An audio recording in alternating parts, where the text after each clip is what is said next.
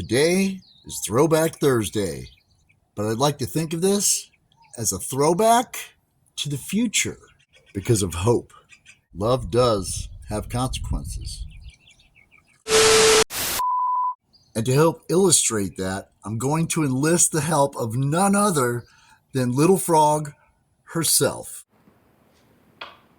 Hey, what's shaking, Warfighter Nation? Ron here with Warfighter Ranch and Isaiah 6'8". For many modern warfighters, Thursday is Sergeant's Time training.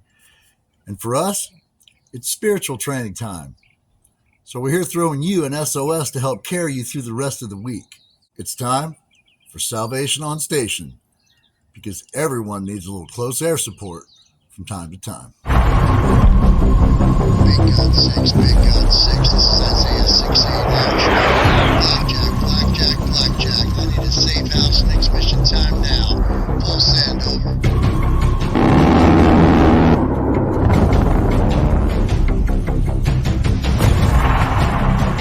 Tennyson once wrote the now famous line, "'Tis better to have loved and lost than to have never loved at all." Well, was he right?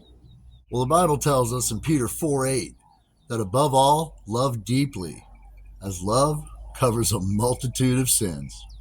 No doubt you've heard about or experienced the wonderful or the negative effects of being in love gone wrong, so to speak, or perhaps even a family member, only to find yourself brokenhearted at the end of the day.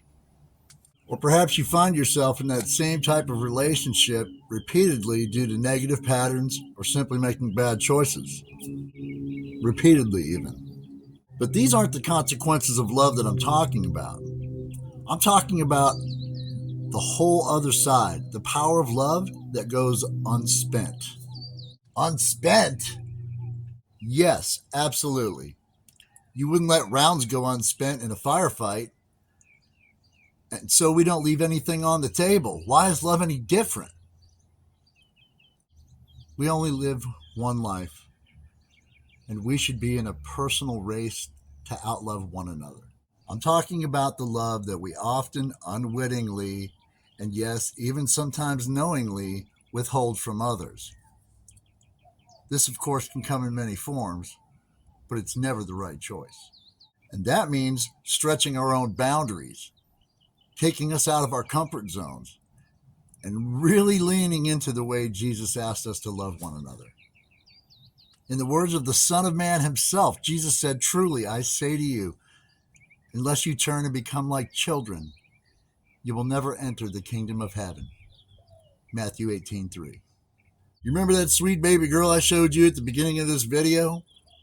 Well, as it turns out, at 45 years old, and in a single day, I was looking at our baby, Abby, as an incoming freshman in high school and a baby in diapers that we definitely did not plan on. All in one day.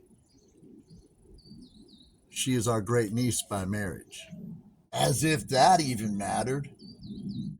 At the time, honestly, I was retired and I had no intention of becoming a foster parent. But the only other option was that the child would go into the system.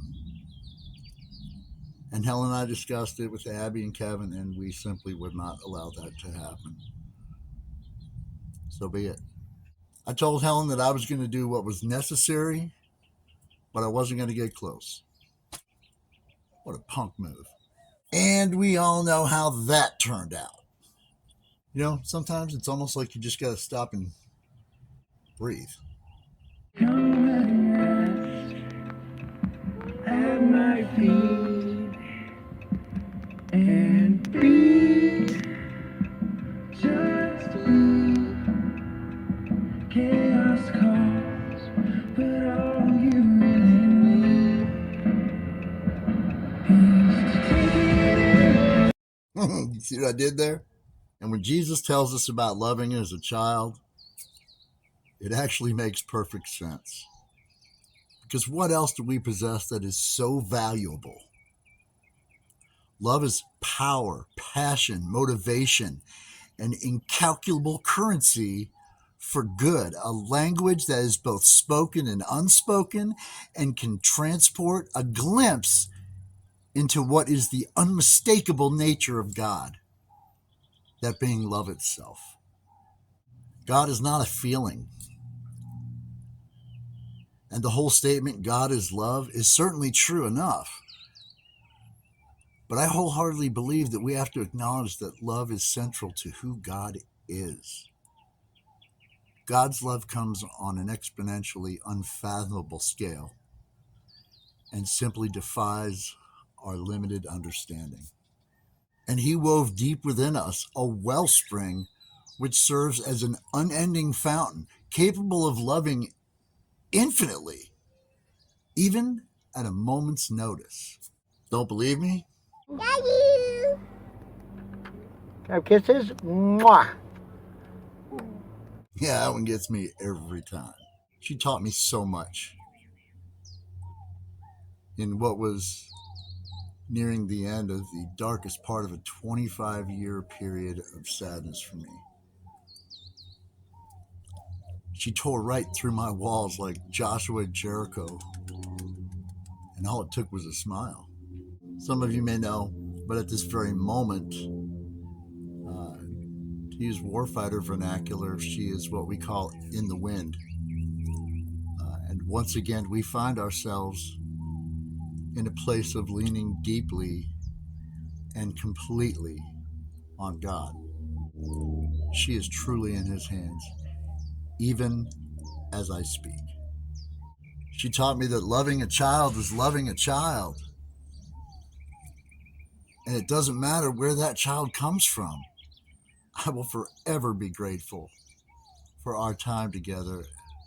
And my heart is well, knowing that we did not hold back one drop of that love.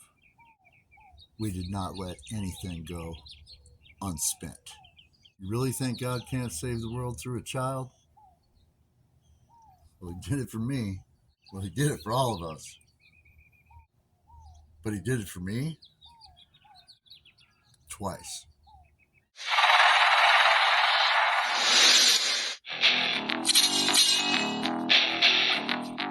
Cleared hot at this time. Movement 6. This is Smoke Jumper 7. Roger that. Next mission. Time now.